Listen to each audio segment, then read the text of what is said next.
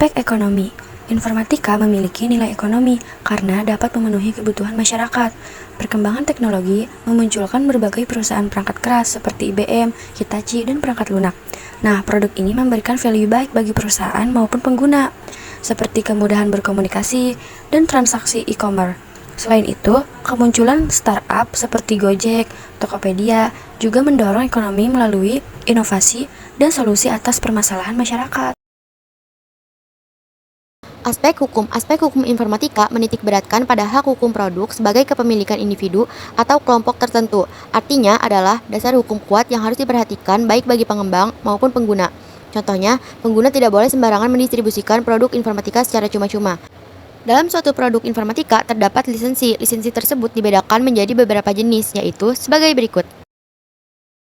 A. Lisensi komersial. Lisensi komersial mengharuskan pengguna melakukan pembayaran sebelum menggunakan produk perangkat lunak.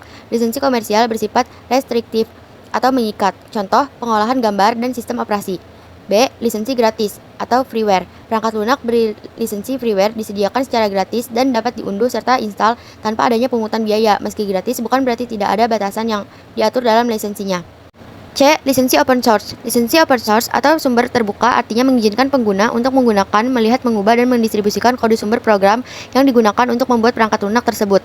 D. Lisensi domain publik. Perangkat lunak berlisensi domain publik secara sengaja memberikan produknya kepada orang-orang. Hampir sama dengan lisensi open source, tapi setiap orang bebas menggunakan, menggandakan, menyebarkan, atau mengubah kode program tanpa adanya batasan.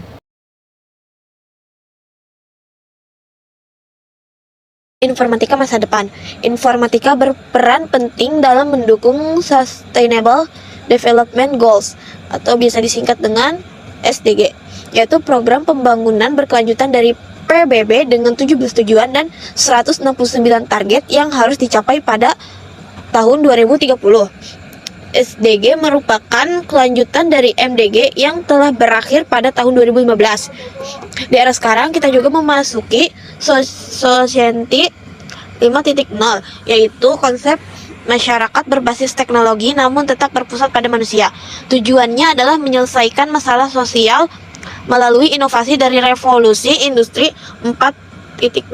Untuk mendukung hal ini dibutuhkan sumber daya manusia yang memiliki kemampuan 4C, yaitu creativity, critical thinking, communication, dan collaboration. Karir informatika. Informatika berkaitan erat dengan teknologi dan membuka wawasan tentang perkembangannya. Penguasaan informatika seperti analisis data dan pemrograman sangat dibutuhkan di era Society 5.0 untuk menyelesaikan berbagai masalah kehidupan. Masyarakat awam sering menyamakan informatika dengan TIK atau TI, padahal informatika adalah ilmu komputasi, sementara TIK fokus pada penggunaan aplikasi, dan TI lebih luas cakupannya. Perkembangan teknologi seperti AI, machine learning, VR, dan IoT mendorong lahirnya profesi serta keahlian baru di bidang ini.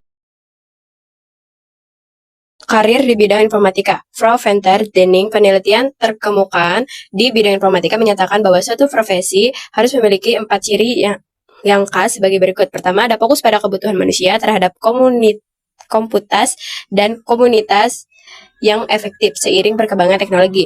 2. Memiliki prinsip dan pengetahuan konseptual yang dikodifikasikan melalui kurikulum, program studi, dan pelatihan.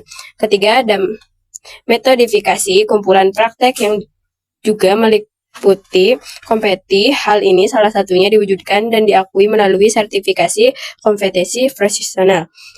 Yang terakhir ada menetapkan standar kompetensi, etika, dan praktik untuk menjaga integrasi dan kepercayaan dalam profesinya.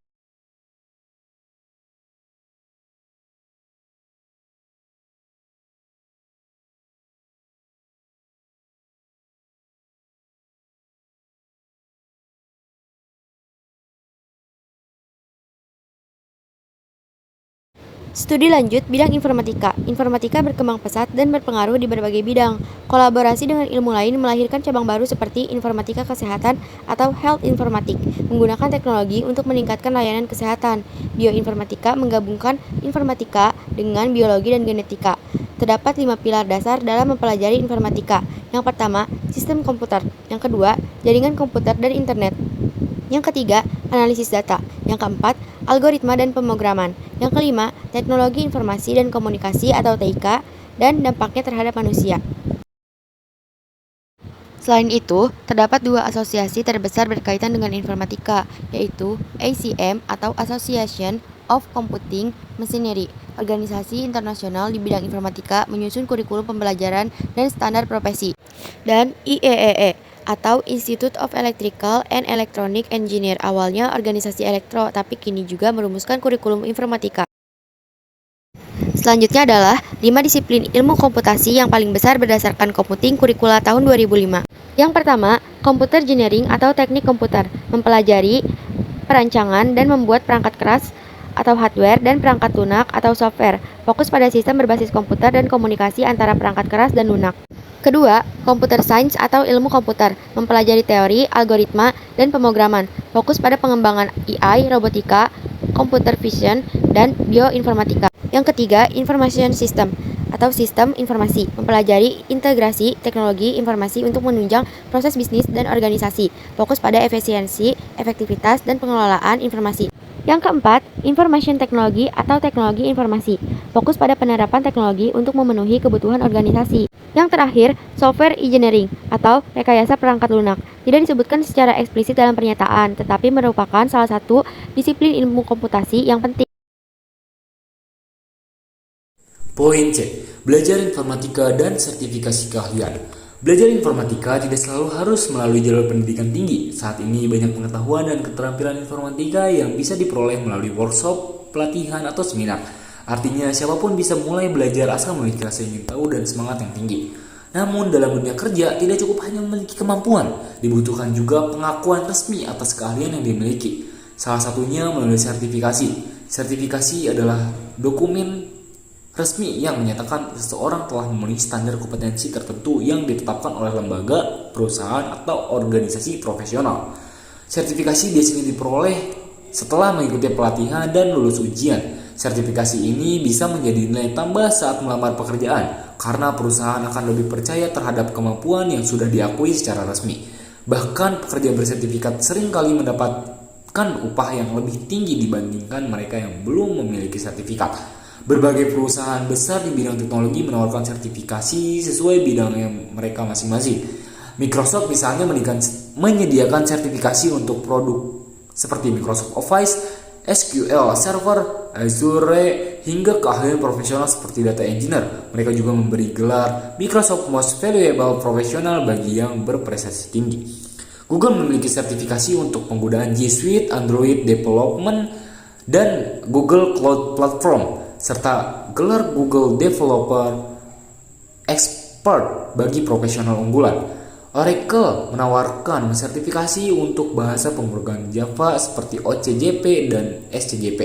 Tidak hanya perusahaan swasta, pemerintah Indonesia melalui Kementerian Komunikasi dan Informatika juga menyediakan program pelatihan dan sertifikasi. Salah satunya adalah program pelatihan dan sertifikasi talenta digital yang bekerja sama dengan perusahaan dan perguruan tinggi.